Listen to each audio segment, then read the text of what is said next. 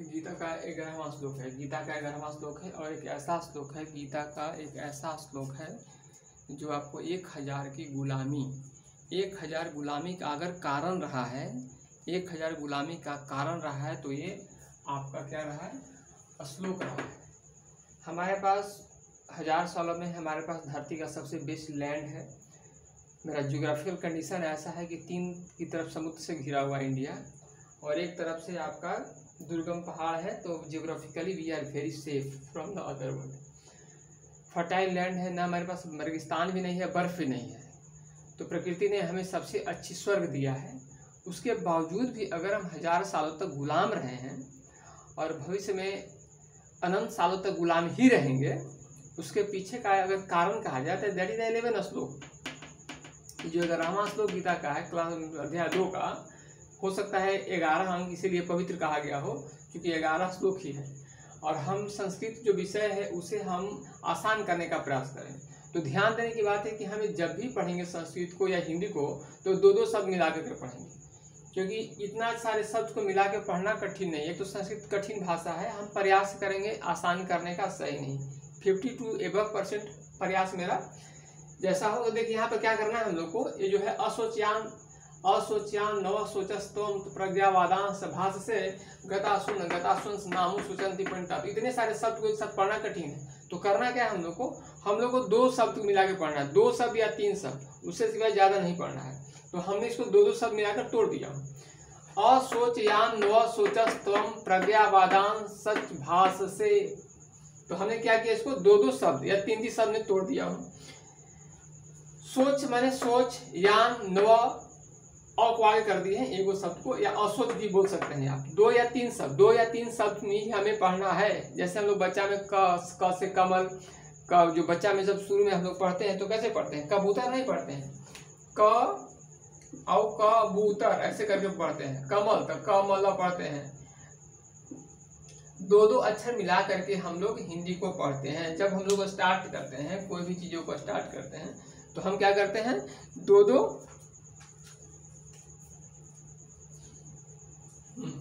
हम लोग क्या करते हैं, 2-2 शब्द को मिला करके पढ़ते हैं जब स्टार्टिंग करते हैं। तो हमें क्या करना है, हमें संस्कृत स्टार्ट करना है, तो हमें 2-2 शब्द मिला करके बच्चा की तरह से क्लास 1 नर्सरी की बच्चों को जैसे पढ़ना है, तो 2 शब्द मिलाना आसान होता है। तो आप लोग इसे पढ़िए, असोच, देखिए असोचयान नव सोचस्तम प्रज्ञावादान सच भाष से गतासु न गतासुन सच नानु सोच अंति पंडिता। जो बीच में जो हाफ लेटर है, तो हाफ लेटर को क्या करेंगे हम लोग, हाफ लेटर को हम लोग किसी में फुल लेटर में मिला देंगे। जहाँ त है वो लगा दिए, ये आधा हमारा था, 2 को था, ये आधा 2 था, तो एक इधर मिला दिए, एक इधर मिला दिए। जब 2 को हाफ रहेंगे तो ये उकेने मिला लेंगे, ठीक ना, और हम लोग पढ़ लेंगे हम लोग, ठीक ना। तो जब 2 रहेंगे तो एक इधर मिला लेंगे, एक रहेंगे तो किसी तरफ मिला लेंगे, और 2 का पुल यानन न व को इधर कर दिए। देखिए न व को इसको में मिला करके चले गए, इधर 2 मेरा हो चुका था तो इसलिए हम 2 को मिला लिए। इस टेक्निक से आपका पूरा हिंदी, जितना भी हिंदी होगा पढ़ने आ जाएगा, और जितना संस्कृत होगा फिर बहुत सारी समस्याएं आपकी दूर हो जाएगी। क्योंकि संस्कृत इतना कठिन है, न तो पढ़िएगा न कभी समझिएगा, और जब तक आप जो आपका ओल्ड जो टीम है नहीं जान पाइएगा तो आपका कोई उपाय नहीं है। भगवान ने क्या कहे, देखिए ध्यान से, भगवान ने क्या कहे, और आज की 1000 से गुलामी में इसका क्या, गुलामी का कारण का उपाय इसी में छिपा हुआ है। असोच्यान त्वम सोचस्तम प्रज्ञावादान भाष से, असोच्यान नव सोचस्तम प्रज्ञावादान सच भाष से। हमें कहने का मतलब है कि बाबू क्या करना है, हमें 2-2 शब्दों को मिला के पढ़ना है। आपकी समस्याएं, आप चलना सीख जाइएगा। जब बच्चा स्टार्ट करता है तो एक बार दौड़ने नहीं लगता है, उसे पहले थोड़ा पैर रखना आना चाहिए। तो आपको पैर रखना हम बता रहे हैं, दौड़ आप खुद लीजिएगा। तो 2-2 मिला देंगे बाबू, तो क्या अब आराम से हमको पढ़ने में कोई दिक्कत नहीं हो रही। असोचयान नव सोचस्तम प्रज्ञावादांश भाष से गतासु न गतासु संत नानु सोचंती पंडिता।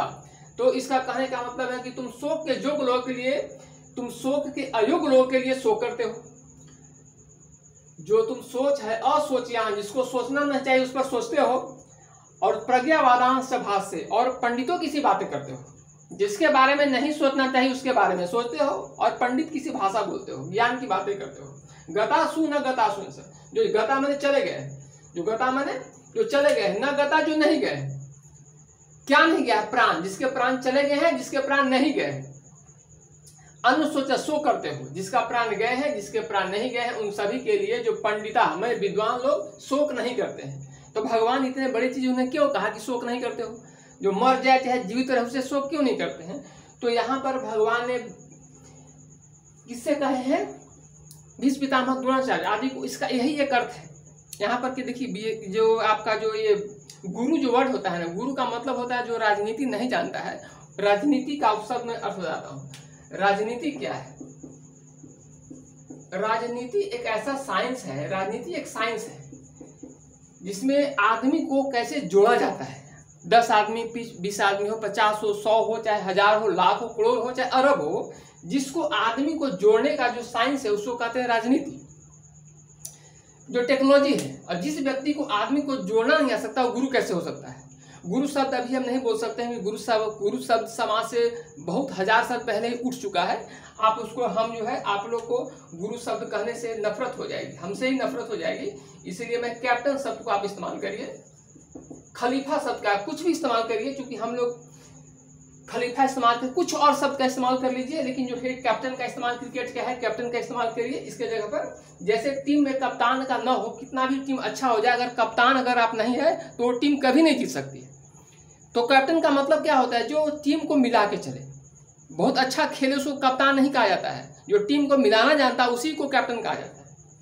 आप इस बात को, क्रिकेट को समझ गया होंगे। तो गुरु का मतलब सीधे कैप्टन से रिप्लेस कर दीजिए। जो आदमी को मिलाना नहीं जानता है, जो यूनाइट नहीं कर सकता, वो गुरु नहीं हो सकता है। और यूनाइट करने के लिए जिस साइंस की आवश्यकता होती है उसको राजनीति कहते हैं। मतलब जो राजनीति नहीं जानता है वो गुरु हो ही नहीं सकता है। अब यहाँ पर हम लोग देखते हैं भगवान ने क्या किया है कि जो असोच्यान नव सोचस्तम प्रज्ञावादान सभाष से गतासु न गतासु संत नानु सोचंती पंडिता। जो चले गए हैं, जो जिंदा हैं, चाहे मर गए हैं, उसके लिए शोक मत करो। न सोचा, हाँ, असोचान, जिसके लिए नहीं सोच कर उसके लिए सोचते हो, जिसके लिए सोचना नहीं सोचते हो, तो पंडितों की बातें करते हो। भगवान का पहला श्लोक है, 11वां श्लोक, पहला अध्याय में वो केवल सुनते रहे। द फर्स्ट श्लोक फ्रॉम भगवान कृष्ण। तो उन्होंने कहा कि देखो बाबू, यहाँ पर भगवान कृष्ण, अब राजनीति यहाँ पर क्या है कि उन्होंने कहा कि देखो भीष्म पितामह द्रोणाचार्य जितने भी राजा हैं, कोई व्यक्ति होगा तो वो धन किससे प्रभावित होगा? वो ज्ञान से प्रभावित नहीं होगा। अगर ज्ञान से प्रभावित होता तो द्रोण और द्रुपद की लड़ाई नहीं होती, क्योंकि दोनों समान मित्र थे। लेकिन दिक्कत क्या था? वो निर्धन थे, वो अमीर है। जब भी सत्ता और धन आती है वो गरीबों का निरादर करेगा, लेकिन ज्ञान में वो शक्ति है वो धूल दूषित। हमेशा से ऐसा आया है कि जिसके पास ज्ञान की शक्ति वो मिट्टी में मिला देगा। चाणक्य को धनन से लड़ाई हुई, एक रोड पर था, एक बहुत बड़ा था। द्रोण को द्रुपद से हुई, परशुराम को सहस्त्रार्जुन से हुई। हर बार ज्ञान और धन दोनों की टकराव हुई है, क्योंकि जो कि शक्ति जो है अहंकार पैदा करती है। तो हमें क्या कहने का अर्थ था कि बाबू वहां कहें कि देखो बाबू, जो भीष्म पितामह है, द्रोणाचार्य है, जितने भी राजा हैं, उनका 100% समर्पण क्या है? हम लोग का राजनीति यहाँ पर क्या कहता है? जब आपका 100% समर्पण केवल और केवल राजा के प्रति हो तो आपका बचना तय, आपका मरना तय है। क्योंकि आपका 100%, आज हम लोग टैक्स, जजिया टैक्स दिए, हमने 1000 सालों से कितने सारे टैक्स दिए वो नहीं मालूम है। अगर 20% टैक्स हो, 30% टैक्स हो, 50% टैक्स हो, हम लोग 1 रुपया भी केवल और केवल राजा के प्रति समर्पित है। तो भगवान ने यही कहा कि बाबू, अगर तुम केवल 100% राजा को ही टैक्स देते हो तो तुम हारा नहीं बच सकते हो। इसलिए चूंकि वो समर्पित 100% राजा के प्रति है, वो अपने गुरु के प्रति, स्वयं के प्रति। अब कोई 1 अरब का राजा है, तुमको आज फोन करोगे बाबू, 1 अरब का कोई मालिक है, तुमको आज दिक्कत हुआ रात को, तो फोन करोगे, फोन तुमको उठाएगा? नहीं उठाएगा, फोन नहीं उठाएगा। तुम जाकर के जो कहते हो प्रधान सेवक है, वैसा सेवक के पास फोन क्यों करते हो? जिसके पास पूरी सेना है, पूरा संसाधन है, पूरी जमीन का रजिस्ट्री का हर कागज उसके निर्णय से चलता है, पूरा न्यायालय है, उसको तुम सेवक कहते हो, तो हमसे बड़ा मूर्ख कौन होगा? जिसके पास सेना होता है, सब व्यवस्थाएं होती है, वो राजा होता है।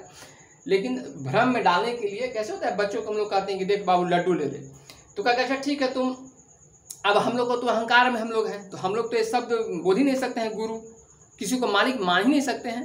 तो हम लोग को क्या किया, हम लोग को धोखा से क्या, अच्छा बाबू ठीक है, करो, हम तुम्हारे सेवक बन जाते हैं, हम तुम्हारे सेवक बन जाते हैं। तो खुश हो गए हम लोग कि हाँ हाँ अब तो मेरा सब सेवक हो गया, हम तो राजा बन गए हैं। और पूरा पावर, अगर हमारे नौकर के पास पूरा पावर, पैसा, पूरा पावर, सब हम शादी कब करेंगे कि नहीं करेंगे, सब पावर उसी के पास चल जाए तो आप कैसा मालिक रहेगा, आप खुद समझिएगा। ओके, तो हमें क्या है कि हमने हजारों सालों से केवल और केवल जो है समर्पण, आज भी जितने भी रपति होंगे उसको पता करेगा कि 1 रुपया अपने गुरु को देता है। गुरु को क्यों नहीं देगा, गुरु को क्यों नहीं दे सकता, वो 1 रुपया भी गुरु को नहीं देगा, क्योंकि गुरु को देने से पहले उसको अहंकार को नाश करना पड़ेगा। और हम सभी चूंकि 100% अहंकारवाद में चले गए हैं, इसलिए हम लोग गुरु को ठनी नहीं दे सकते हैं। यही हाल दुर्योधन की जो हालत थी, दुर्योधन की हालत कि मैं सुई के नोक के बराबर भी नहीं दूंगा। क्यों, क्योंकि दुर्योधन 100% अहंकारवाद में आ गया था। 100% अहंकारवाद में आने के कारण वो एक सुई के नोक के बराबर भी जमीन नहीं दे सकता था। उसी तरह से हम लोग 100% अहंकारवाद में चले गए हैं, इसीलिए एक अट्ठानी नहीं दे सकते हैं, हम लोग देंगे ही नहीं। जो गुरु के पास जाइएगा तो अहंकार खत्म हो जाएगा, और अहंकार खत्म हो जाएगा तो आपका जो अहंकारवाद के चरम अहंकारवाद में हम लोग जो पड़े हुए हैं, जो राजा बनने के कि हम सब राजा ही बनेंगे। और इस गेम को पलट दिया अंग्रेजों ने कैसे कि ठीक है बाबू तुम राजा ही बन जाओ, ठीक ना, सबको राजा बना दिया। और हम लोग का क्या हुआ, सेटिस्फाइड, हम लोग का जो अहंकारवाद है, हम लोग को 100% जो अहंकारवाद है वो क्या सेटिस्फेक्शन हो गया हम लोग का, और उसका भी काम क्या हुआ, पूरा पावर ले लिया। हाँ, तो हम लोग को कहना क्या था कि आप 2-2 शब्द मिलिएगा तो आपको संस्कृत पढ़ना आ जाएगा। ये श्लोक का होता है, एक लाइन की बात है कि आपका अगर समर्पण 100% केवल राजा के प्रति होगा, आपको गुरु नहीं बोलेंगे, आप 11 व्यक्ति का 10 व्यक्ति का आपके पास टीम कभी नहीं रहेगा। टीम का कप्तान अभी कभी आपका नहीं रहेगा। अगर 10 का बनाइएगा कप्तान तो रात में ही फोन कर दीजिएगा कि हमको ये दिक्कत है। भगवान राम में भी 10 का, पहले किसी भी व्यक्ति का 10 का टीम होता था, 10, 11 या 5 का ही टीम होता था। टीम उसको कहते हैं, गुरुकुल था पहले, और उससे अपनी समस्याओं का समाधान हमेशा जब चाहेंगे फोन रात को करेंगे तो रात को उठा लेगा। लेकिन चूंकि 1 अरब का टीम आप बनाइएगा तो उसमें से हमको नहीं लगता है कि अभी आप फोन करिएगा तो आपका फोन उठ जाएगा, उसके बाद संपत्ति अरबों खरबों चाहे जितना भी हो जाए। तो भगवान ने यही कहे कि हे तुम अगर ये व्यक्ति जो है भीष्म पितामह द्रोणाचार्य हैं, इन लोग का समर्पण केवल और केवल किसके प्रति है, राजा के प्रति है। इसलिए भगवान क्या कहते हैं, इनके लिए शोक मत करो, क्योंकि इनका समर्पण किसके प्रति है, राजा के प्रति है। अब अगर किसी व्यक्ति को दुष्ट के प्रति या गलत के प्रति अगर समर्पित है तो उस व्यक्ति का कल्याण भगवान जब खुद नहीं कर पाए जीवित अवस्था में अवतार लेकर के, तो आपको अभी कैसे करेंगे ये आप ही समझिएगा। इसलिए हाँ, इस 11वां श्लोक है। अब इस श्लोक के बिना आपका आजादी तो बात छोड़िए, 2 व्यक्ति का समाज बनना मुश्किल हो सकता है, क्योंकि आपका गुरु जो है राजनीति जानता नहीं है, और जो राजनीति एक साइंस है जो आदमी को जोड़ने का काम करती है। इसीलिए हमारे जितने ही बड़े बड़े शंकराचार्य हैं, कोई आता है गोड़ छू के प्रणाम कर देता है, उसको आशीर्वाद दे देते हैं, क्योंकि उनको राजनीति नहीं आती है। अगर राजनीति आती है तो उनको पता होता है कि मैं जिसे बता रहा हूँ वो सबका विनाश का कारण है। तो राजनीति नहीं मतलब गुरु नहीं, और राजनीति का मतलब होता है आपस में एकतावाद। 2 वाद है, भगवान ने 2 वाद बनाए हैं, भगवान ने 2 वाद बनाए हैं। दुनिया में तो बहुत सारे वाद वर्ड बनाएंगे आपको भ्रमित करने के लिए, लेकिन भगवान ने 2 वाद बनाए हैं, अहंकारवाद और एकतावाद। एकतावाद तभी रहेगा जब गुरु बोलिए या कैप्टन बोलिए। कैप्टन वो नहीं होता है जो अच्छा खेलता है, कैप्टन वो होता है जो टीम को मिला के चलता है, उसको यूनिटी करना आता है, उसी को बेस्ट कैप्टन कहते हैं। तो एकतावाद में रहेगा उसको भगवान सपोर्ट करते हैं, और जो अहंकारवाद में रहता है उसका विनाश होता है। अहंकारवाद का पहचान ये है कि वो अपने से ज्यादा अमीर को ही वो शरण दे सकता है, वो ज्ञान को नहीं देगा, धन को देगा। धन